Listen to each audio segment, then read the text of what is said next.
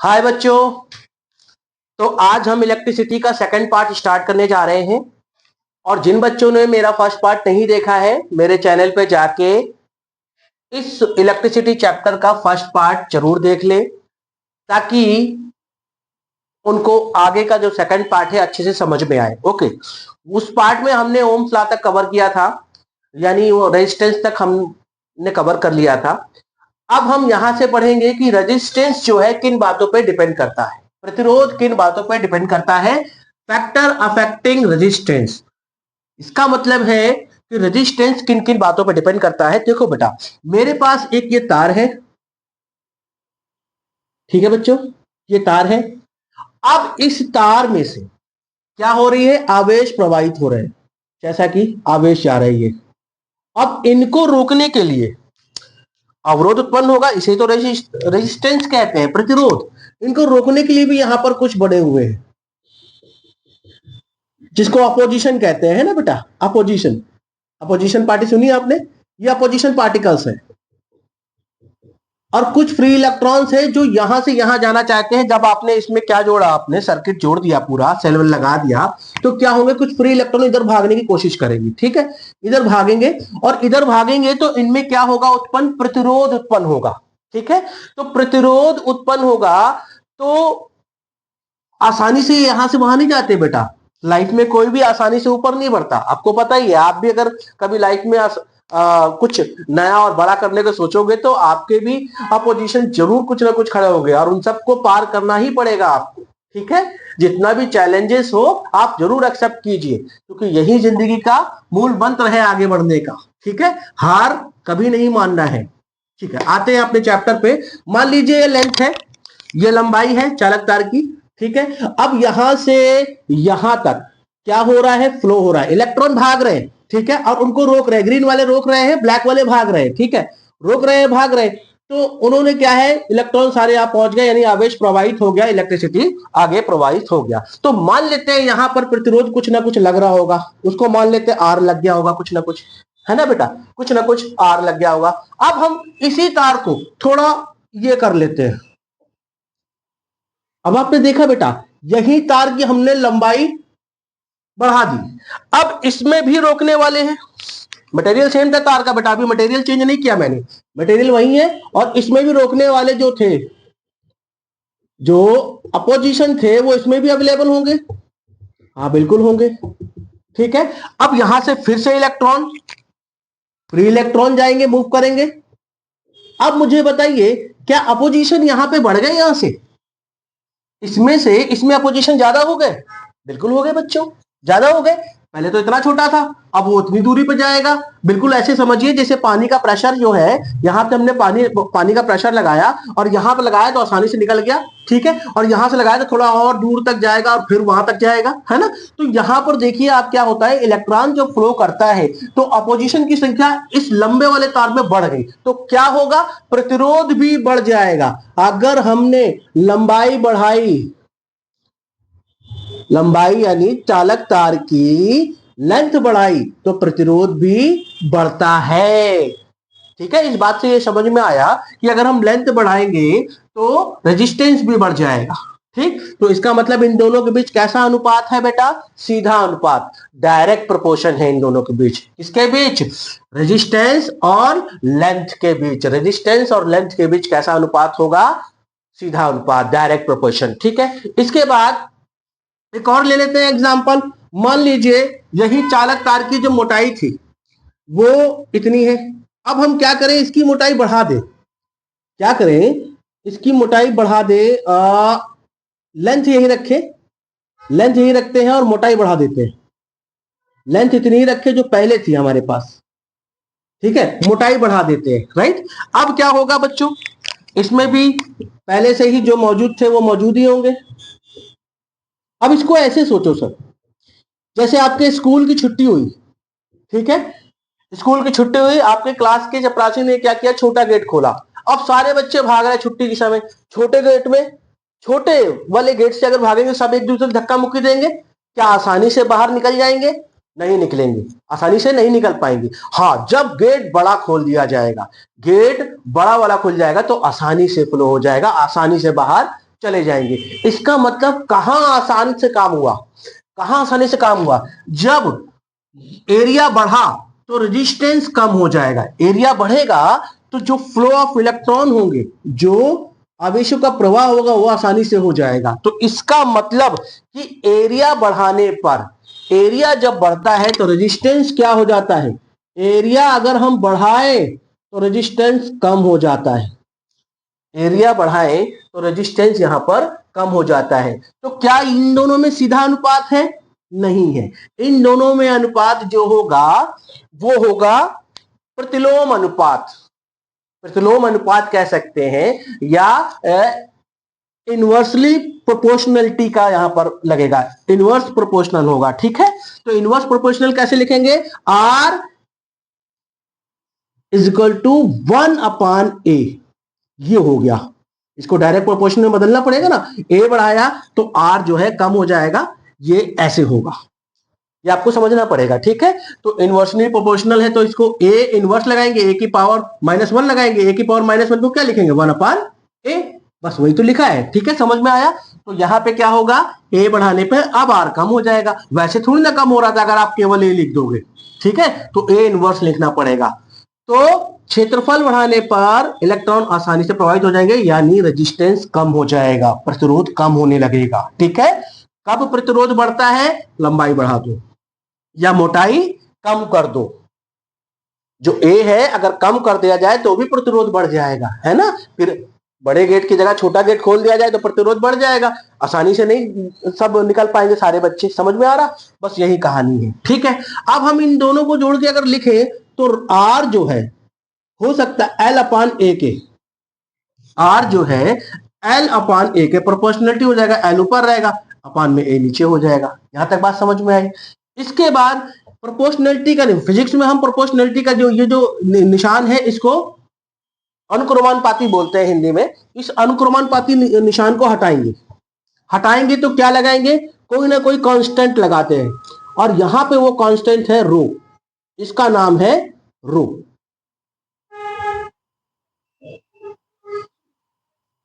ठीक है, यहां पे इसका नाम है जो रो। रो की स्पेलिंग एक बार चेक कर लेते हैं कि स्पेलिंग किस प्रकार से होगी इसकी। ओके, तो इसे हम लोग बच्चों ROW रो ही बोलेंगे, आप एक बार चेक कर लीजिएगा। वैसे तो ठीक है, हमारे हिसाब से इसको रो ही बोलते हैं। ठीक है, ये जो है ये क्या चीज है, आओ चलो देखते हैं ये क्या चीज है। देखो यहां पर रो अगर हम यहीं पे रखें तो ये ए उधर जाएगा मल्टीप्लाई में हो जाएगा, और एल जाएगा डिवाइड में हो जाएगा, यानी रो इज इक्वल टू हो जाएगा R इंटू ए अपान में एल, R इंटू ए अपान में एल। तो भैया अगर ए मतलब क्या है, एरिया, ए मतलब क्या है बच्चा, एरिया यानी क्षेत्रफल। अगर क्षेत्रफल 1 मीटर स्क्वायर हो, ठीक, और एल क्या है, लेंथ, चालक तार की लेंथ कितनी है बच्चों, 1 मीटर हो। ठीक है, तो रो इज इक्वल टू हो जाएगा आर। अगर ए भी 1 हो एल भी 1 हो तो रो इज इक्वल टू हो जाएगा आर, यानी ये जो प्रतिरोध हो जाएगा वो इसके बराबर हो जाएगा। अब रो को क्या बोलेंगे, फिर रो को क्या बोलते हैं, रो को बोलते हैं हिंदी में प्रतिरोधकता, प्रतिरोधकता बोलते हैं। और ये चालक तार की क्वालिटी को दिखाता है। 1 मीटर लंबा तार और 1 मीटर स्क्वायर के क्षेत्रफल वाले तार का जो प्रतिरोध होगा वही उस तार की क्वालिटी होगी। आप जाइए बाजार में तार का बंडल खरीदेंगे, ठीक है, तो उस तार के बंडल की, तार की कुछ ना कुछ मोटाई होगी और तार की लेंथ होगी। तो पूरी लेंथ का प्रतिरोध नहीं बताएंगे, वो क्या करेंगे, 1 मीटर और 1 मीटर स्क्वायर का प्रतिरोध उसके पर्चे में लिखा होगा, जितनी भी उसकी मोटाई होगी उस हिसाब से उसका प्रतिरोध लिखा होता है। तो यानी चालक तार का जब बंडल खरीदने जाओगे तो वहां पे आपको चेक करना पड़ेगा कितने ओम मीटर का वो तार है। ठीक है, अगर ज्यादा ओम मीटर का है तो चार तार की क्वालिटी जो है थोड़ी कमजोर खराब होगी, क्योंकि इसमें आसानी से इलेक्ट्रिसिटी फ्लो नहीं हो पाएगी, करंट फ्लो नहीं हो पाएगा। ठीक है, और अगर ओम मीटर कम होगा, ठीक है, अगर ओम मीटर कम होगा, जैसे फॉर एग्जांपल मैं आपको बताऊं, अगर मान लीजिए 5 ओम मीटर लिखा हुआ है, 5 ओम मीटर, और बटे में मीटर नहीं है, सॉरी, 5 ओम मीटर ऐसे है, 5 ओम मीटर, और एक लिखा हुआ है 2 ओम मीटर। तो आप मुझे बताइए इन दोनों में कौन सा तार बढ़िया क्वालिटी का है? ये वाला तार अच्छी क्वालिटी का है, क्योंकि इसका प्रतिरोध कम है, 1 मीटर का, 1 मीटर का प्रतिरोध कम है, जिसकी वजह से ये आसानी से इसमें धारा प्रवाहित की जा सकती है। ठीक है, तो यहां पर प्रतिरोधकता, जिसको रेजिस्टिविटी कहते हैं, इसको क्या बोलते हैं? रेजिस्टिविटी, दैट इज द, ये क्या है? रेजिस्टिविटी क्या है बच्चों? ये तार की क्वालिटी दिखाता है, उस तार की क्या क्वालिटी है, 5 ओम की है, ओम मीटर की है, या 2 ओम मीटर की है। तो 2 ओम मीटर की है तो अच्छा क्वालिटी का है, मतलब ये तार आपको आपके यहाँ घरों में लगाने पर अच्छी धारा प्रोवाइड करेगा। ठीक है, करंट अच्छा फ्लो करेगा इसमें। ठीक है, रो क्या है? प्रतिरोधकता दिखाता है। तो रो आर कब होगा? जब 1 मीटर स्क्वायर क्या हो जाएगी? क्षेत्रफल, और 1 मीटर लेंथ हो जाएगी, तो रो इक्वल टू हो जाएगा आर, प्रतिरोध के बराबर हो जाएगा। ठीक है बच्चों, आगे बात करेंगे हम लोग कि 1 ओम की डेफिनेशन क्या है। पूछा जाता है एग्जाम में कि 1 ओम की डेफिनेशन क्या है। बहुत ही सिंपल है बच्चों, 1 ohm equal to 1 volt upon 1 ampere. इसी से आप क्या बना सकते हो? टेम्परेचर, सॉरी, एक डेफिनेशन बना सकते हो 1 ओम की। ठीक है, क्या है? When potential difference is 1 volt and current through the circuit is 1 ampere, then resistance is 1 ohm. यही इसकी डेफिनेशन है इंग्लिश में। और हिंदी में, जब विभवांतर 1 वोल्ट हो और परिपथ पर धारा 1 एम्पियर हो, तो प्रतिरोध का मान भी 1 ओम होता है। इसकी इतनी डेफिनेशन है, मतलब इतनी याद करनी पड़ेगी, और 1 ओम की डेफिनेशन आप दे सकते हो, और बड़े ही आसानी से इस चीज को याद रखना। बस इस चीज को बनाओगे तो इससे रिलेट कर लोगे आप। ओके, हिंदी इंग्लिश दोनों में दे रखी है, आप दोनों याद कर लेना। इसके बाद एक टॉपिक आता है, इंस्ट्रूमेंट आता है। इंस्ट्रूमेंट आता है रियोस्टेट।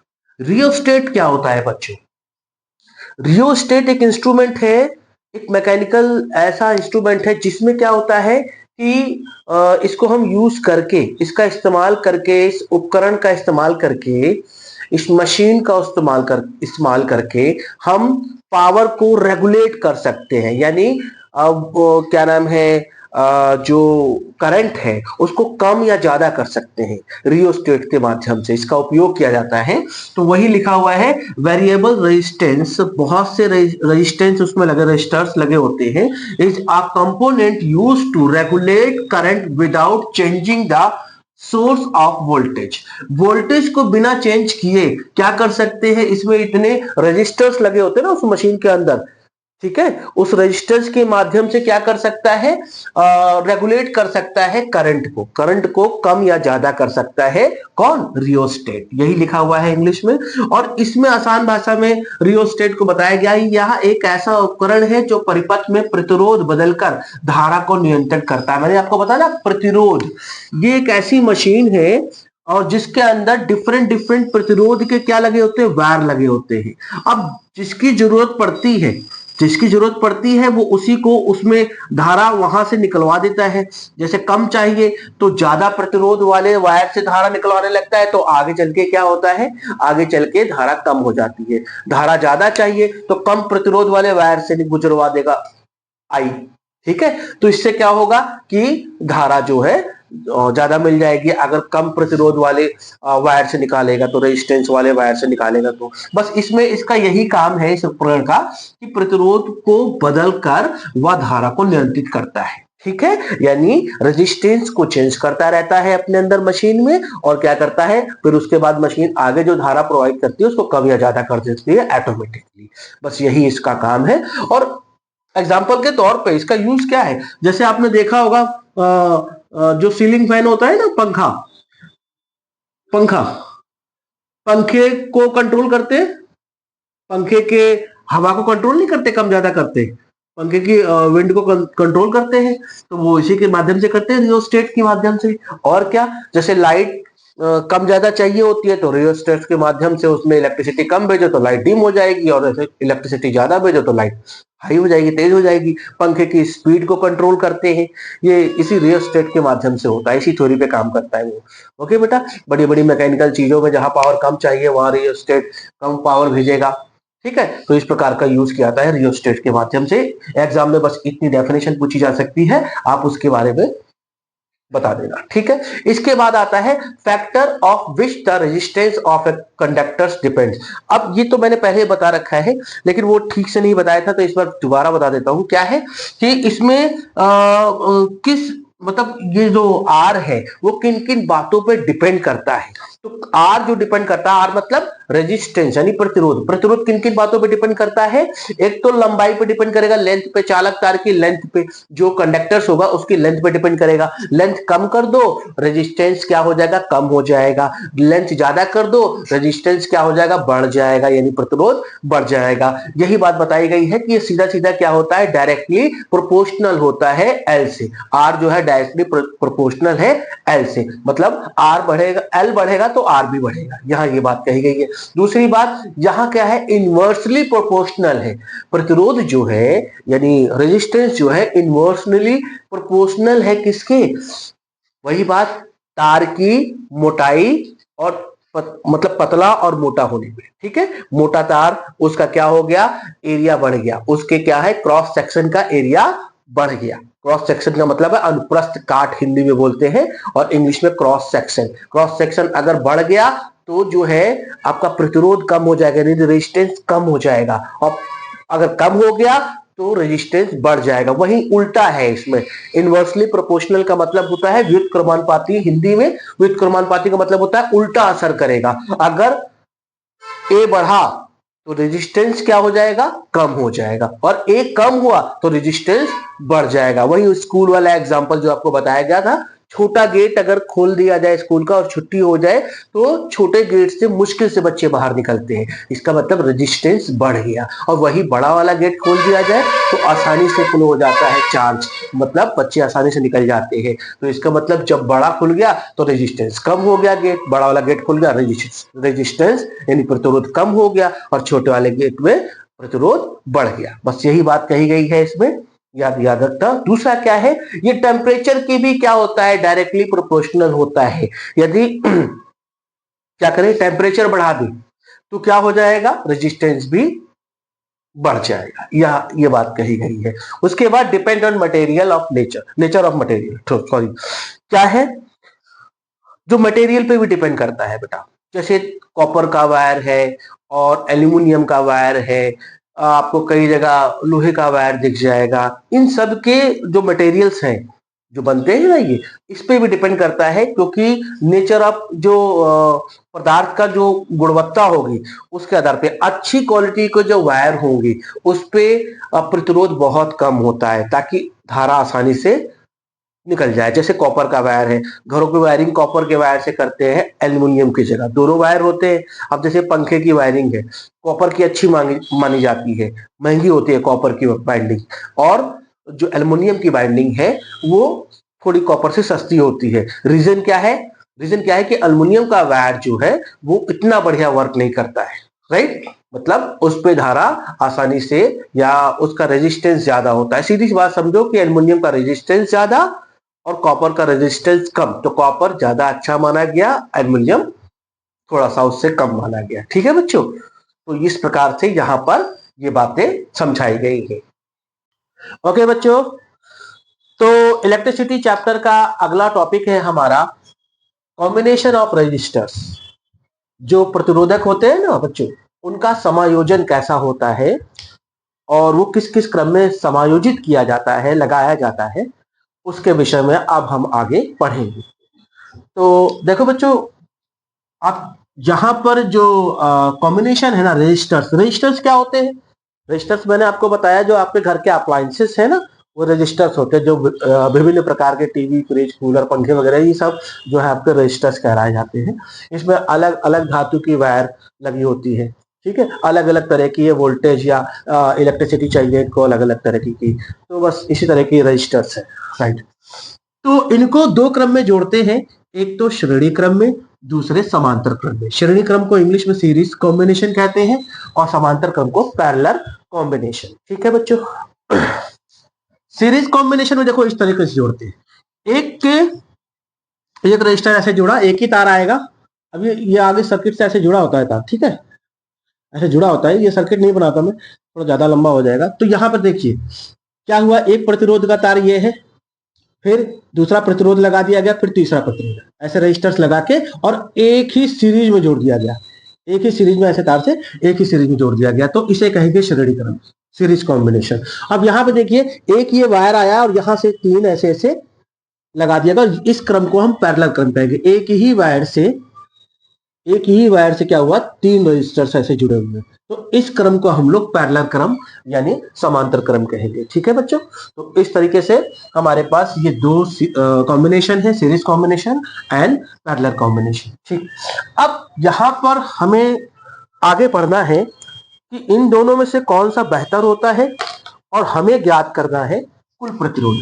क्या ज्ञात करना है, इसका टोटल रेजिस्टेंस क्या होगा, कुल प्रतिरोध ज्ञात करना है। दोनों का ही कुल प्रतिरोध ज्ञात करना है, कुल प्रतिरोध यानी टोटल रेजिस्टेंस, टोटल रेजिस्टेंस हमें निकालना है।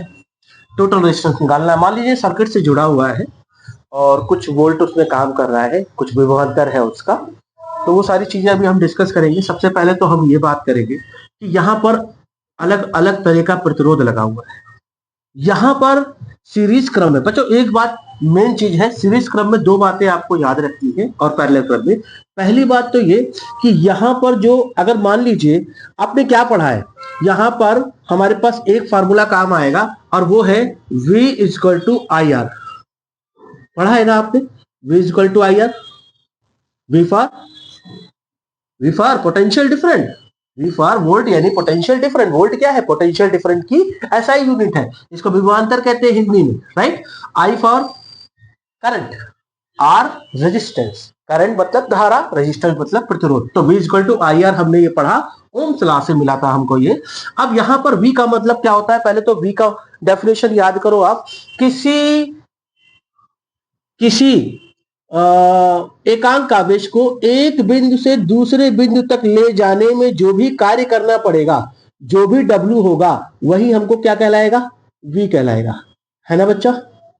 एक आवेश को एक बिंदु से दूसरे बिंदु तक ले जाने में जो भी काम करेगा वही हमारा क्या कहलाएगा, वही हमारा पोटेंशियल डिफरेंट यानी विभवांतर कहलाता है। तो देखो बेटा यहां प्रतिरोध अलग है, मतलब ये प्रतिरोध अगर हम मान ले ये R1 है हमारे पास, ये R2 है, ये R3 है, तीनों अलग अलग प्रतिरोध है।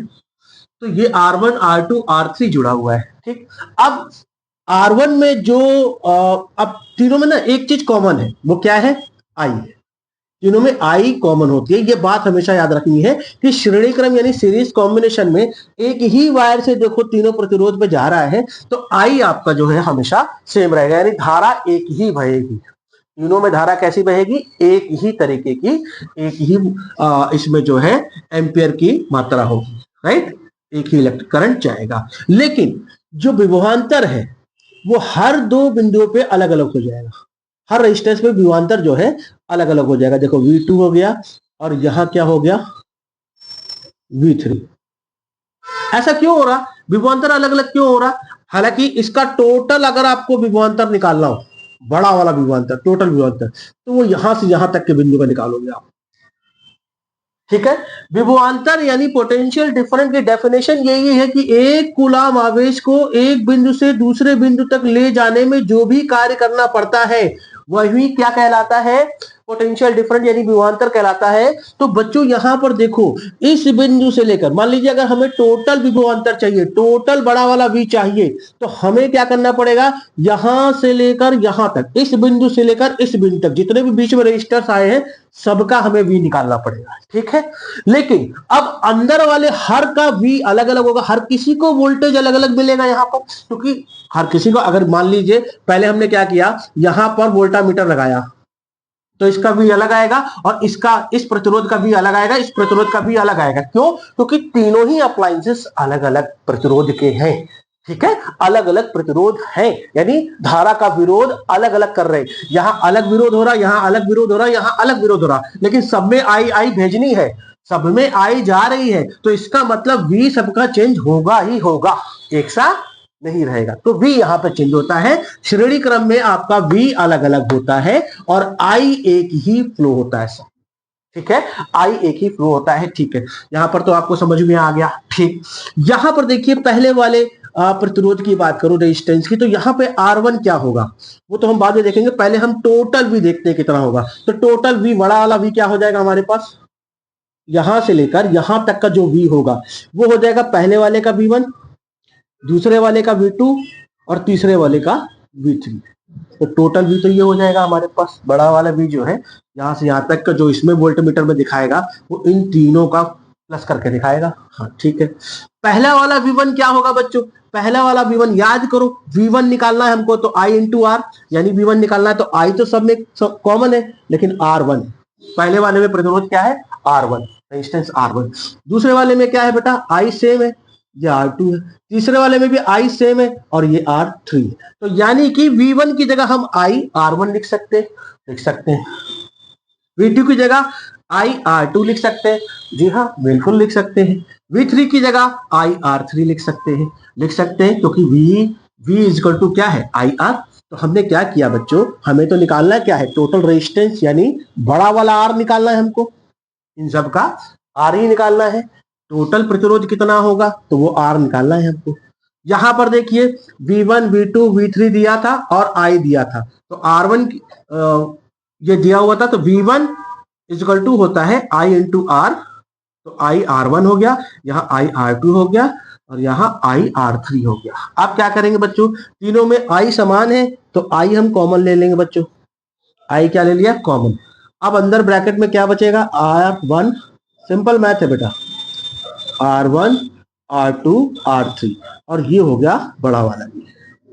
ठीक, क्योंकि टोटल भी वो अंतर आपको चाहिए, जो बड़ा वाला आपको पोटेंशियल डिफरेंस है वो यहाँ पे वैल्यू निकलेगी। अब यहां देखिए ये I जो है मल्टीप्लाई में इसके साथ हो गया, तो I इधर आएगा तो क्या हो जाएगा, V upon I equal to R1 plus R2 plus R3। अब इसको क्या लिख सकते हैं बेटा, V अपॉन I को, ये फार्मूला था, अगर I इसके नीचे आ जाए तो उधर क्या बचेगा, R बचेगा ना, इसका मतलब इसकी जगह हम क्या लिख सकते हैं, R।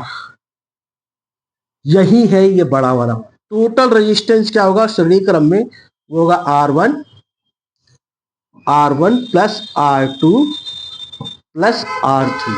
तो बच्चों हमेशा याद रखना कि सीरीज कॉम्बिनेशन में अगर टोटल प्रतिरोध निकाला जाता है, टोटल रेजिस्टेंस निकाला जाता है, तो वो R1 plus R2 plus R3 and so on, जितने भी आपके प्रतिरोध इसमें जुड़े होंगे इस तरीके से निकाला जाता है। ठीक है, समझ में आया बच्चों ये, ओके। दूसरी बात करें पैरेलल क्रम में, तो यहां पर भी बच्चों प्रतिरोध सबका अलग अलग है, यानी कि रेजिस्टेंस सबका अलग अलग है। अरे सॉरी, R1 ही लगा दिया मैंने, R2 हो जाएगा और ये R3, रेजिस्टेंस तो अलग ही होगा। लेकिन यहां पर देखिए डेफिनेशन क्या है, अगर मैं V निकालूं तो यहां पर वोल्टमीटर कहां जोड़ोगे, यहां जोड़ोगे ना, यहां जोड़ोगे, क्योंकि दो बिंदुओं के बीच किया गया कार्य तो V कहलाता है। तो यहां पर दो बिंदु और अंदर वाला अगर इसका निकालना होगा तो यहां से देखोगे, देखो इन सब में दो बिंदुओं के बीच, यानी यहां से यहां, तो सबका जो V होगा वो सेम होगा, यानी इसमें अब क्या होगा, V सेम होगा। क्या होगा बेटा, V एक जैसा होगा सबका, लेकिन I चेंज होगा, यहां I1 हो जाएगा, यहां I2 हो जाएगा, यहां I3 हो जाएगा, लेकिन V सेम रहेगा, क्योंकि तीनों तारों के दो बिंदुओं के बीच की डिस्टेंस समझ लीजिए वो सेम ही है। ठीक है, तो यहां पर जो अभिभवांतर होगा दो बिंदुओं के बीच, ये तीनों को कवर कर लिया इस बड़े वाले, राइट, तीनों को कवर कर लिया। तो यहां पर क्या चेंज होगा, I चेंज होगा, I1, I2, I3, लेकिन V सबका सेम होगा। ठीक है बच्चों, तो यहां पर अगर हम टोटल धारा निकालेंगे, एम्पियर जोड़ देंगे, तो I जो बड़ा वाला I जो है वो छोटे वाले तीन I को जोड़ने के बाद बनेगा। छोटे वाले 3 आई जोड़ने के बाद बनेगा छोटे वाले ऐसे निशान लगा लेते हैं, ये बड़े वाले आई डाल के छोटा वाला आई लिख लेते हैं ताकि बड़ा वाला आई क्या हो जाएगा।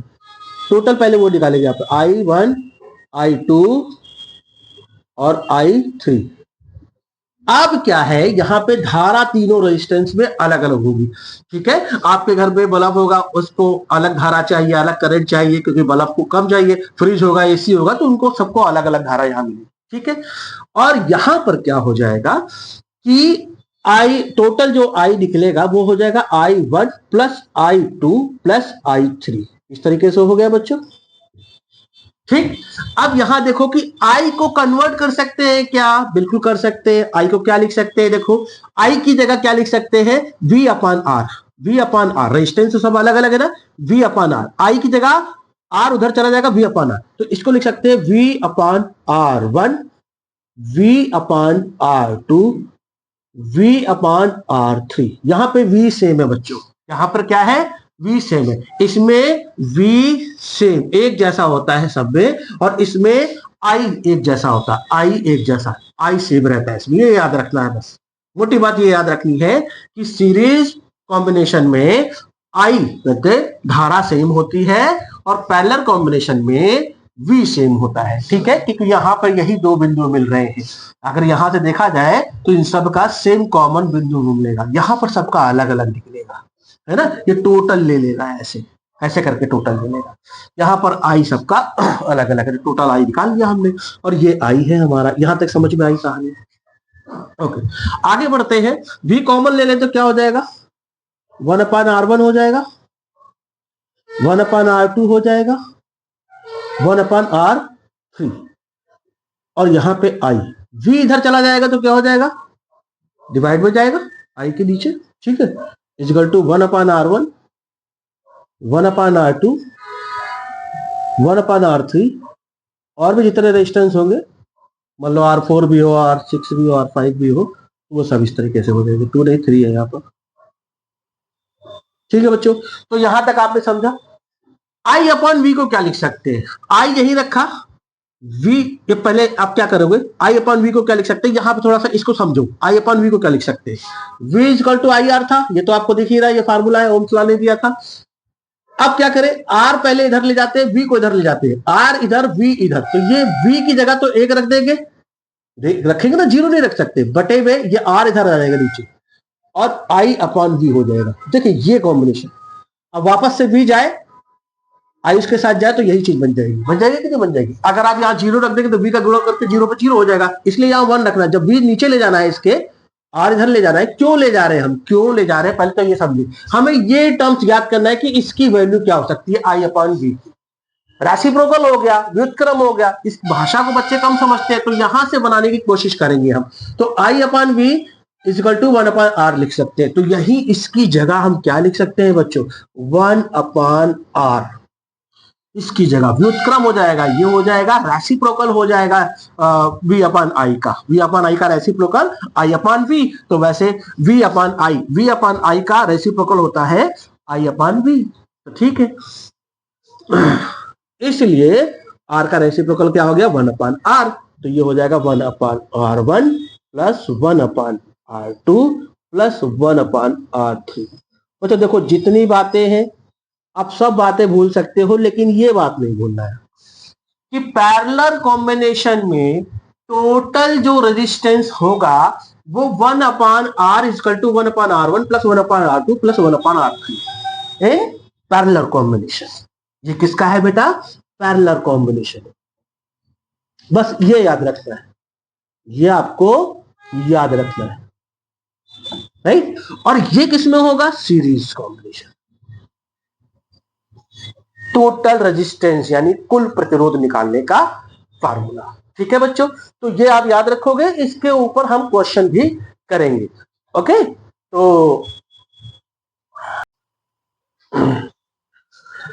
तो आगे हम देखेंगे कि श्रेणी क्रम और सीरीज कॉम्बिनेशन और समांतर क्रम यानी पैरेलल कॉम्बिनेशन में क्या क्या डिफरेंसेस हो सकते हैं और कौन ज्यादा बेहतर होता है, इसके बारे में। तो जब एक प्रतिरोध बंद हो जाए तो आगे के सारे प्रतिरोध काम करना बंद कर देते हैं।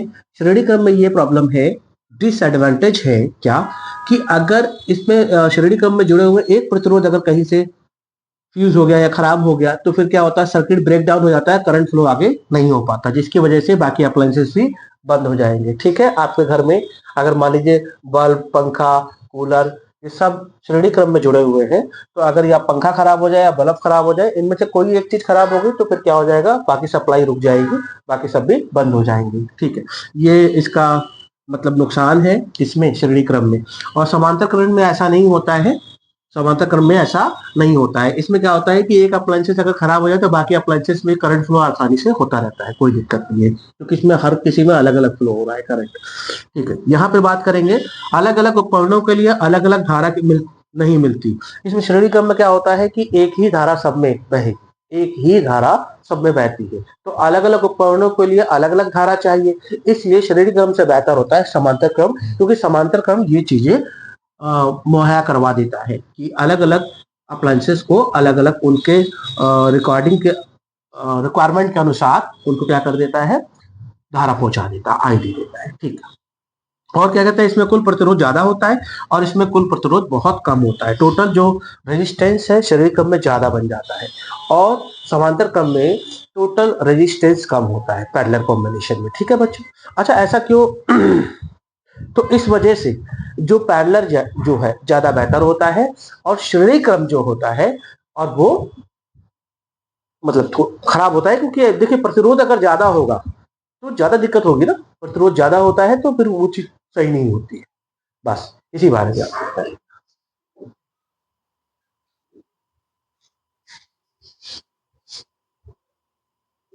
ओके बच्चों, तो अगला टॉपिक है हमारा heating effect of electric circuit, विद्युत परिपथ का ऊष्मीय प्रभाव। ठीक है, तो डेफिनेशन पढ़ लेते हैं। जब किसी विद्युत परिपथ में विद्युत धारा बहती है तो चालक तार गर्म हो जाता है, जिसे हम विद्युत परिपथ का ऊष्मीय प्रभाव कहते हैं। ठीक है, इंग्लिश में when electric current flow through an electric circuit the conductor becomes hot. मतलब क्या होता है कि जब किसी चालक तार पे हम क्या करते हैं, करंट फ्लो करते हैं, तो जब करंट फ्लो होता है तो मतलब आप समझ गए कि इलेक्ट्रॉनों का प्रवाह शुरू हो जाता है, और जब इलेक्ट्रॉन दौड़ने लगते हैं तो उनके बीच क्या होता है, प्रतिरोध उत्पन्न होता है। तो वो जो प्रतिरोध है, वो जो रेजिस्टेंस है जिससे इलेक्ट्रॉन टकराते हैं, टकराने पे क्या होता है, कोई ना कोई एनर्जी निकलती है, ऊर्जा निकलती है। ठीक है, वो ऊर्जा जो है कन्वर्ट हो जाती है हीट में, यानी ऊष्मा में कन्वर्ट हो जाती है। वही चीज है इसमें बताया गया है।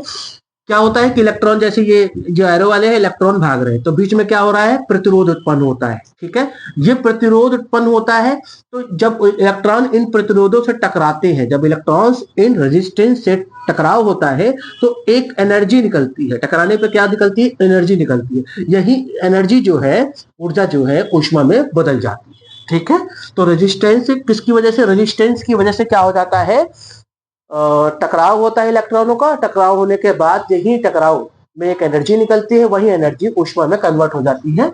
यही energy is converted in heat, और यही से जूल्स लॉ मिला। यही से हमें क्या मिला, जूल्स लॉ, यानी जूल का नियम मिला। जूल का नियम क्या कहता है कि ऊष्मा जो है, हीट, ऊष्मा जो है धारा के वर्ग के समानुपाती, प्रतिरोध के समानुपाती और समय के समानुपाती होता है। कौन, ऊष्मा। ठीक है, heat directly proportion to square of current, directly proportion to resistance, यानी रेजिस्टेंस मतलब आर, राइट, और directly proportion to time, directly proportion to time बोल सकते हैं। ठीक है, तो इस प्रकार से जूल्स ने ये नियम दिया है, और इस जूल्स के नियम के आधार पर हीट यानी H equal to I square R T, ये फॉर्मूला बहुत इंपॉर्टेंट है बच्चों, याद करके रखना। H equal to I square R T. अब देखो, समानुपाती का मतलब यानी प्रोपोर्शन का मतलब क्या होता है कि अगर I बढ़ाओगे तो H बढ़ेगा, R बढ़ाओगे तो भी H बढ़ेगा, T बढ़ाओगे तो भी H बढ़ेगा। ठीक है, ऊष्मा जितनी देर हीटर चालू रखोगे वो उतनी देर गर्म हो जाएगा। हीटर क्या है, इसका जो जूल के नियम का यानी लॉ ऑफ हीटिंग का उपयोग किसमें किया जाता है? हीटर में किया जाता है। आयरन जो प्रेस होता है ना, कपड़े प्रेस करते हो, इस्त्री करते हो, उसमें किया जाता है। बल्ब फिलामेंट, जो बल्ब जलते हैं ना, उसके अंदर एक टंगस्टन का वायर लगा होता है जिसका प्रतिरोध बहुत ज्यादा होता है, तो जितनी ज्यादा उसमें सप्लाई होती है वो उतना ही चमकता है, जल्दी फ्यूज नहीं होता। और अंदर वैसे भी उसके अंदर नियॉन गैसेस भरी होती हैं ताकि वो केमिकल रिएक्शन ना कर सके। ये सब पूछा जाता है टंगस्टन वायर के बारे में। ठीक है, यहाँ पर क्या है? Fuse safety. अब जो फ्यूज होता है, आप देखे होंगे फ्यूज लगा होता है, कोई भी आपके पास इलेक्ट्रिक अप्लायंसेस होता है उसमें फ्यूज लगा होता है, उसका वायर जुड़ा होता है जैसे ही कुछ, और वो इस हिसाब से जुड़ा होता है ना कि जैसे मान लीजिए किसी चीज को सप्लाई चाहिए, इतनी धारा चाहिए, और कहीं से ज्यादा सप्लाई आ गई, कई बार ऐसा होता है ना, ज्यादा सप्लाई चली गई, तो हो सकता है कि ये जो अप्लायंसेस आपका खराब हो जाए, तो उससे पहले क्या लगा देते हैं? फ्यूज। फ्यूज जो है उतनी ही धारा भेजेगा जितनी उसको जरूरी है। ठीक है, उससे ज्यादा अगर धारा आ गई तो टीवी बाद में खराब होगा, पहले फ्यूज खराब हो जाएगा। फ्यूज क्या करेगा? करंट फ्लो रोक देगा, आगे जैसे खराब हो गया अपना जल गया और करंट फ्लो रोक देगा, तो जिसकी वजह से जो आपका अप्लायंसेस है वो बच जाता है। और फ्यूज फिर आप बाजार से सस्ता ले आ सकते हैं, दोबारा कर सकते हैं। तो फ्यूज क्या करता है? आपके अप्लायंसेस की सेफ्टी करता है, वो खुद खत्म हो जाता है और आपके अप्लायंसेस को बचा देता है। ठीक है बच्चों, तो इस प्रकार से फ्यूज का इस्तेमाल किया जाता है। तो बच्चों अगला टॉपिक है हमारा फ्यूज। कि फ्यूज क्या होता है, फ्यूज क्या होता है, इसका उपयोग क्या होता है, किस तरह से कार्य करता है, इसके बारे में आपको बता रहे हैं। फ्यूज, ठीक है। तो electric fuse is it is a safety device that protect our electrical appliances in case of short circuit overloading।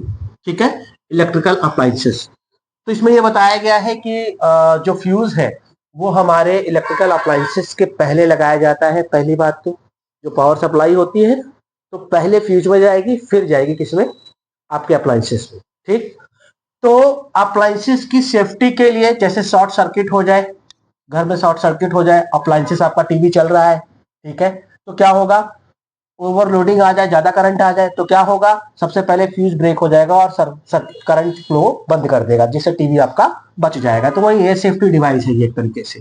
Fuse is a made of pure alloy tin, pure tin और कॉपर, इन दोनों के mixer से बनता है। ठीक है, क्योंकि इसका मेल्टिंग पॉइंट जो है लो होता है, मेल्टिंग पॉइंट लो होता है। Fuse is always connected in service with live wire series, sorry service नहीं सीरीज, यहाँ पे सीरीज होगा। Fuse is always connected in series with in live wire. Series मतलब पहले फ्यूज फिर appliances. Okay, fuse has low melting point. क्या होता है? Fuse low melting point. अब लो मेल्टिंग पॉइंट है, टिन और कॉपर का बना हुआ है, मिक्सर अलाउ है, अलॉय है, तो जिसकी वजह से मिश्र धातु है, जिसकी वजह से उसमें गलनांक उसका बहुत कम होता है, मेल्टिंग पॉइंट बहुत कम होता है। यह हिंदी में लिखा हुआ है। यह एक सुरक्षा उपकरण है जो शॉर्ट सर्किट और ओवरलोडिंग की स्थिति में हमारे विद्युत उपकरणों की रक्षा करता है। फ्यूज शुद्ध टिन या तांबा और टिन की मिश्र धातुओं से बना होता है। फ्यूज को हमेशा लाइव वायर के साथ श्रेणी क्रम में जोड़ा जाता है। फ्यूज का गलनांक कम होता है, गलनांक मतलब मेल्टिंग पॉइंट बोलते हैं इसको। ठीक है, हिंदी इंग्लिश दोनों में दे दिया गया है। और इसमें एक पॉइंट और है, फ्यूज फ्यूज में जो करंट फ्लो होता है ना, वो अप्लायंसेस से एक पॉइंट थोड़ा सा ज्यादा होता है, बिल्कुल थोड़ा सा मामूली। ठीक है, जैसे मान लीजिए अगर अप्लायंसेस को चाहिए 5 एम्पियर की धारा, ठीक है, तो फ्यूज में लगभग इससे थोड़ा सा ज्यादा 5.01 एम्पियर की धारा। इसमें जैसे ही 5 एम्पियर से ज्यादा हुई, जब 5 पॉइंट मतलब थोड़ा सा ज्यादा होता है, यही समझ लो। फ्यूज में करंट मतलब फ्यूज का जो वायर होता है ना, जो उसके अंदर वायर लगाया जाता है, जो कॉपर और अलॉय का वायर लगाया जाता है, उस पर जो धारा का मान होता है वो लगभग 5 पॉइंट से थोड़ा सा ऊपर, मतलब जो अप्लायंसेस है उसकी धारा से थोड़ा सा ऊपर रखा जाता है, ताकि जैसे ही थोड़ा सी ज्यादा धारा आई, ज्यादा अगर इलेक्ट्रिक करंट फ्लो हुआ, तो वो क्या होता है? वो तुरंत गल जाता है, वो तुरंत क्या हो जाता है? पिघल जाता है। पिघलने के बाद क्या होता है? सर्किट कट हो जाता है और आगे सप्लाई नहीं हो पाती अगर ज्यादा पावर आ जाती है तो।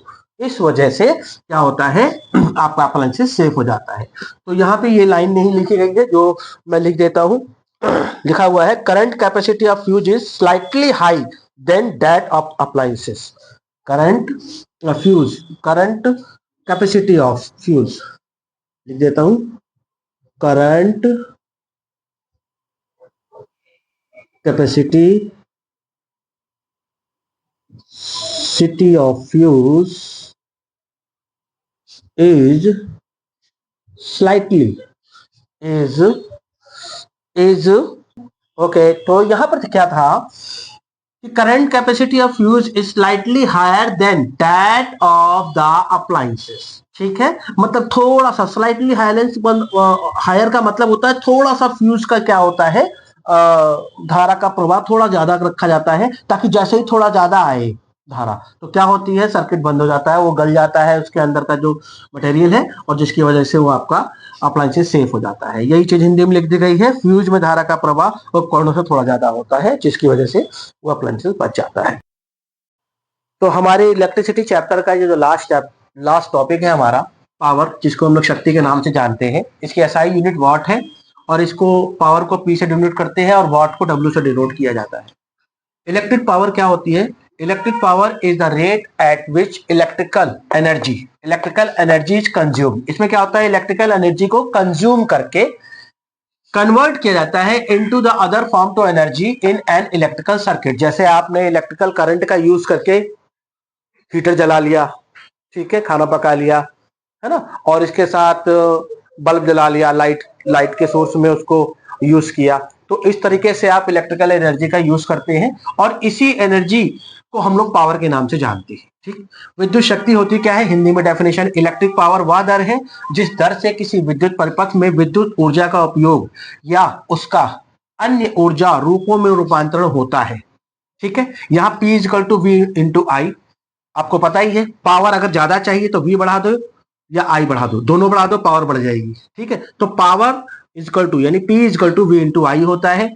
V को और क्या लिख सकते हैं? तो V equal to I R पढ़ा है आपने ओम्स लॉ भी, V equal to I R, तो V की जगह आप आई आर भी पुट कर सकते हो। तो V की जगह हमने आई आर पुट किया, 2 आई मिल गए, फिर एक आई तो पहले से अवेलेबल था, तो ये क्या फार्मूला बन गया फिर, P equal to I square upon R, equal to I square upon R, ये दूसरा फार्मूला बन गया। ठीक है, इसके अलावा क्या हम आई को चेंज कर सकते हैं? बिल्कुल, आई बराबर वी अपॉन आई लिख सकते हैं, वी अपॉन आर, सॉरी, तो आर मतलब आई को ही रखा, आर उससे नीचे चला जाएगा, तो I equal to V upon R हो गया।